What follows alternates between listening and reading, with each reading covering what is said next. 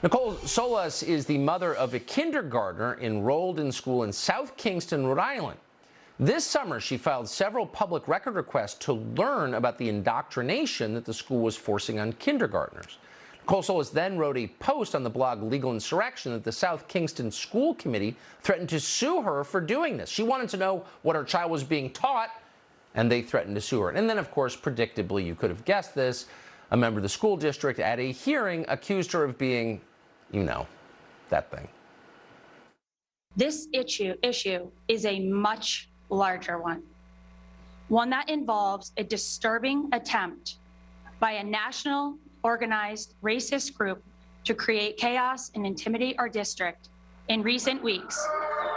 As we discuss bringing equity and anti-racism curriculum to our schools. Hey, crazy people, what are you teaching my children? Shut up, racist!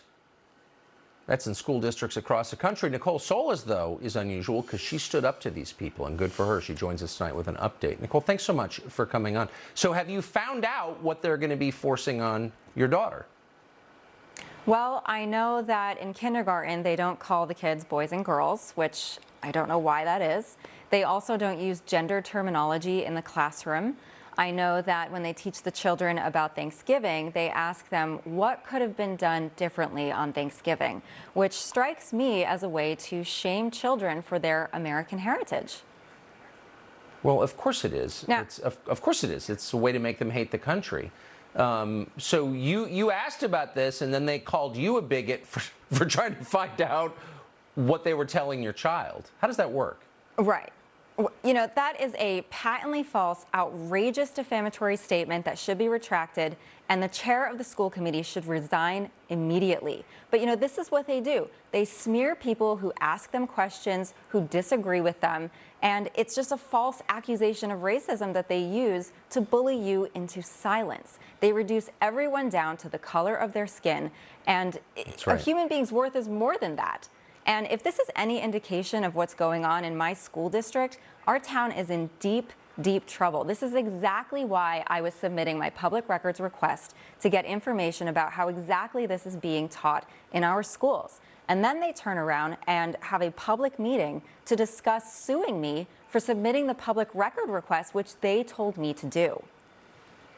That's right. Well, their hysteria tells you everything. A hurt dog barks. They can't answer these questions. They can't defend their racist lunacy in the light of day. And so they attack you. Tell me what other parents, how have they responded to you? You know, other parents, they want transparency. I got great community support that came in person to the meeting. I had people coming from other towns. I had people coming from other states. I had people from other states finding me on Facebook and messaging me and telling me that they were going to watch the school committee meeting from another state. And I want parents to know that if they are going to get answers from their school district, they need to submit public records request. It's called an APRA. It stands for the Access to Public Records Act. This is a way that you can legally compel your school to answer your questions so you can know what is being taught in your classrooms. Parents across the country have to start holding their school officials accountable. They are our civil servants. They work for us. They are not supposed to be these tyrants in the classroom. We need to stop being afraid of retaliation. The risk of retaliation is there. It happened to me, but our children are worth the risk of that retaliation because we're the only ones that are going to be asking these questions. So parents, please start submitting your public records request and ask what's going on in the classroom.